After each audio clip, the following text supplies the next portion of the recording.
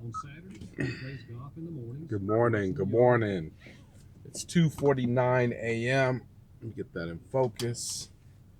I woke up this morning, and you ever woke up and gave yourself a, how can I put it? Have you ever gave yourself a gut check?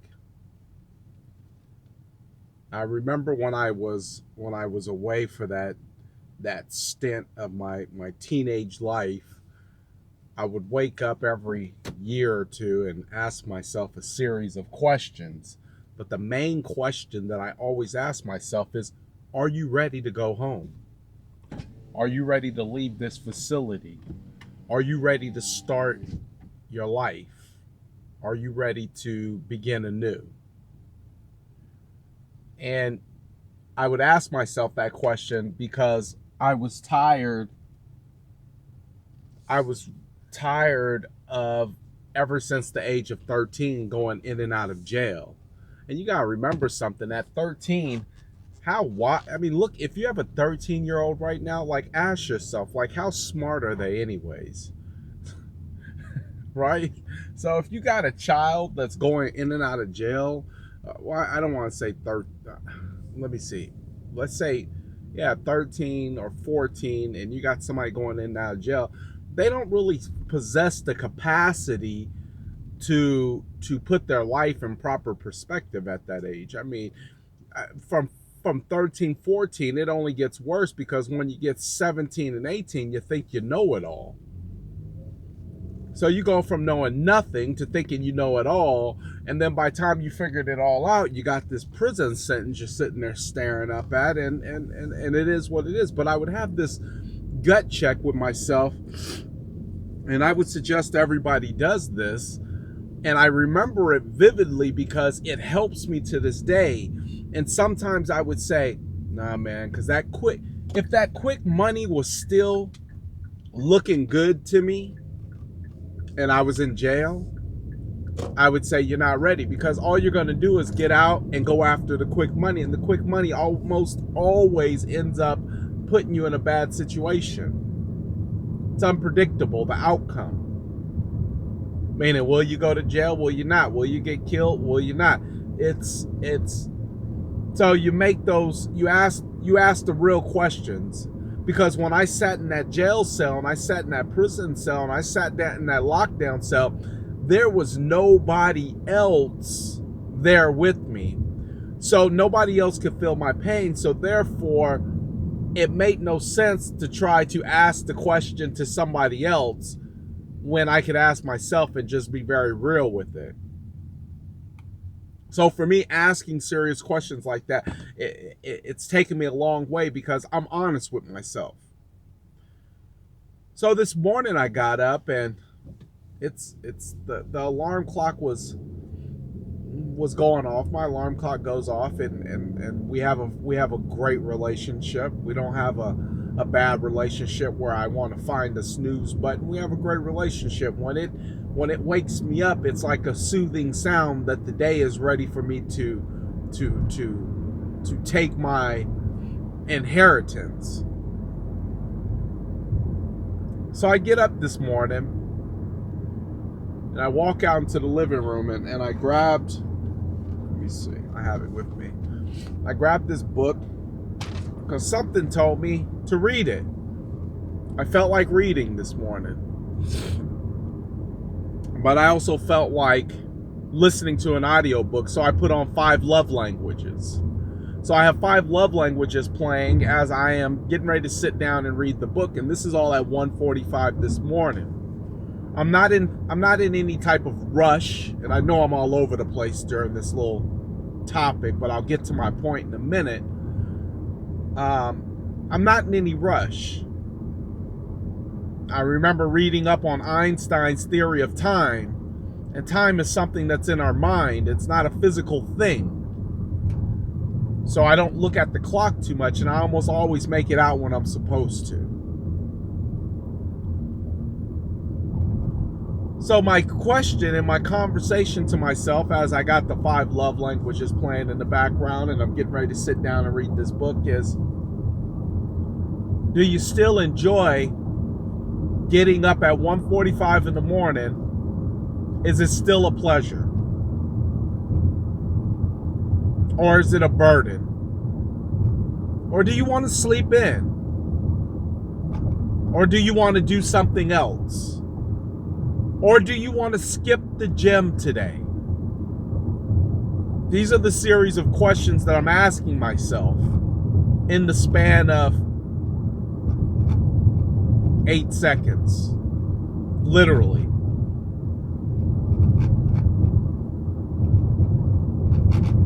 And the answer came back, I love getting up at this time in the morning. There's nobody else awake. I wouldn't miss the gym for anything in the world, because I love the way it makes me feel. I love having this talk with myself in the morning. I love editing it,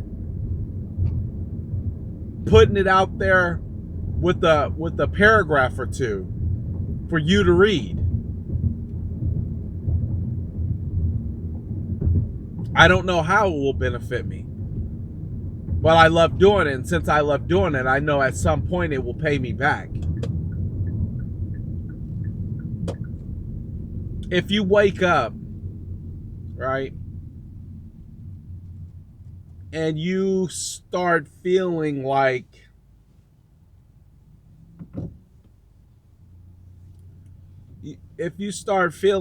that's so funny, this guy ran the red light. If you start feeling like, I don't want to do this, I don't want to go here, I don't want to get up like this, if you start feeling like that, I think that you should have a real serious conversation with yourself about the direction that your life is going in. I sat down with the guy at Edward Jones, and we were talking finances, and we were talking retirement strategies and investment strategies, and we were talking mainly about Roths and 401s and different packages that somebody like me can put together, you know, tax-free shelters and all those really cool things that you want to do. And he asked me a question, and before he asked me the question, he was telling me a little bit about him. And he was telling me about, you know, how long he's been in the business, you know, his pros and his cons of it, and what he does and doesn't like, etc. And he's talking about retirement. And then finally we get to me, and he's asking me some questions, because obviously he has to assess my needs, and he can only assess my needs based on how I answer the questions. And one of the questions was retirement. He says, at what age do you want to retire? I said, you know, I don't want to get too biblical. I don't want to get too religious. I don't want to get too much faith, because we're in here talking about business and money. But I want to be very clear that I have a strong feeling that my purpose and my intentions on this earth is to serve. I think that's all of our intention. That's all of our purpose, is to be servants, to be able to be in service to one another in one way, shape, or form. And you don't retire from service. So I said, I gotta be honest with you. I love what I do, so I have no intentions on retiring. Now, I do have a 10-year plan where I want to restructure how my business is ran, which may be considered as retirement, but to me, it's just considered a different phase. When you're thinking about getting to an end point, and I'm not talking about with my business where I help my client find a home, or I help my client sell a home, and then I make a commission, which is what I am given as a result of my work. It's got to exceed past the commission point of it, or it's not, the work is no longer worth it. It isn't. It's not. If singly getting paid was the reason I did it, it wouldn't be worth it. Because some of the transactions and things I go through are not worth what I make on the inside of it. I don't care how big the check is. But because I love the work that I do for my clients, I love the challenge of the process and the steps, it makes it all worth it because I get something in the middle of that. I get to serve. So I said, I don't have an intentions on retiring, because if I'm already thinking about retiring, then what that means is I'm only looking to move away from something that I don't want to do anymore. And therefore I'd be doing this for the wrong reason. So since I love what I do, I don't want to retire. I just want to restructure, and I want to have flexibility to be able to travel the world and live the way I want to live. So I guess he understood that. I don't know that he did. I didn't really care if he did or did not, but my point being is, if one, you wake up and you have this serious consideration of, I don't want to do this anymore, I would take that as a strong sign that maybe you ought to change courses in life and start going in a direction where you can ask the same question, doing something else, and come up with an answer that simply says, I love what I'm doing. But the second part is, I'd have you consider this seriously, is that if you're already considering retiring,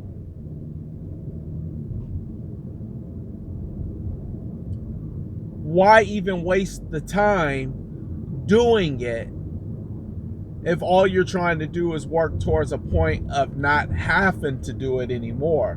Well, I want to retire. Who wants to retire from something that they love? That's like saying I want to retire from being a parent. I want to retire from raising kids. But that doesn't mean that I want to necessarily retire from being a dad.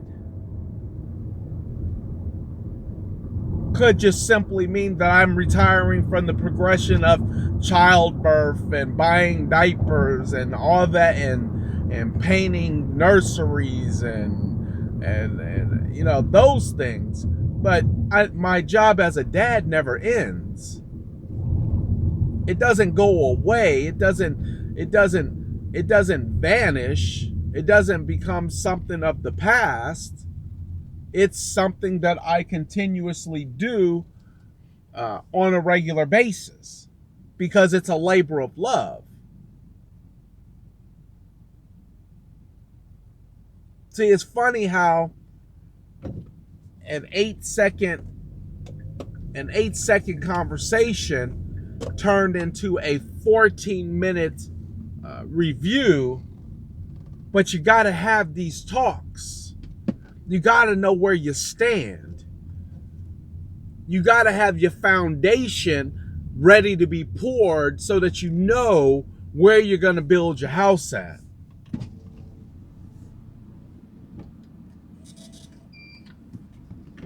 And if for some reason you're already having questions, you already want to talk about retirement, I'm not talking about being completely derelict and planning out your future. That's one thing. But when you use words like retirement, that means that I therefore am ready to step back from what it is that I do. Well, then I would have you consider that maybe you're not in the right line of work, because when you're in the right line of work, whoever wants to quit, if you notice most athletes who love what they do, they try to retire 6 or 7 times, and then next thing you know, they're back playing. If you're like Bernard Hopkins, you know, you're 55 years old in the ring, throwing bows with, you know, kids half your age. You know, if you're Michael Jordan, you done came back with the Washington Wizards. You can't leave it alone. So keep in mind, when you love what you do, you don't retire. The moment you feel like you need to retire, and if you're already talking about retirement now, chances are I have to say that I don't think you love what you do. You should be so fresh in your life, especially at my age. I mean, people running around calling me young. I'm like, I'm about to turn 40. I'm like, you call me young? Thank you, dog. Appreciate it. Feel young. Look young. So why would I start talking about a game that's not conducive to somebody doing something that they love? You know, time is short. How much of that do we want to give away doing something that we have to prepare, that we're simply preparing to quit doing? We're working towards quit doing it, which means we spent a bunch of time doing something we didn't want to do just to get to a point where we can quit doing it to collect a check. Consider that. Consider that. Consider what I just said. You just gave up time for something you did not want to do to collect something that will not make you happy. But it all springs from simply just asking yourself a simple question. Am I okay with what I'm doing? And that's a springboard right there, and it'll take you exactly where you need to go. But if you don't ask the question, then you won't get the answer, and you will find yourself waking up in 20 or 30 years on the same job, in the same relationship, under the same health conditions, and you'll ask yourself, where did it go? Because gray hair with regret becomes the biggest upset of life. And that's when you can simply stop by asking a question. Am I happy with the way life is?